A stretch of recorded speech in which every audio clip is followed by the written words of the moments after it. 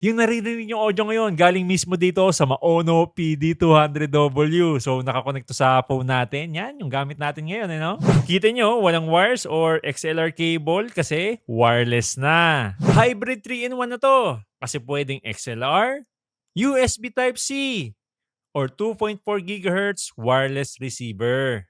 Plug and play. Wala ka nang install, kaya instant ang setup. Gagawa ka na lang ng content.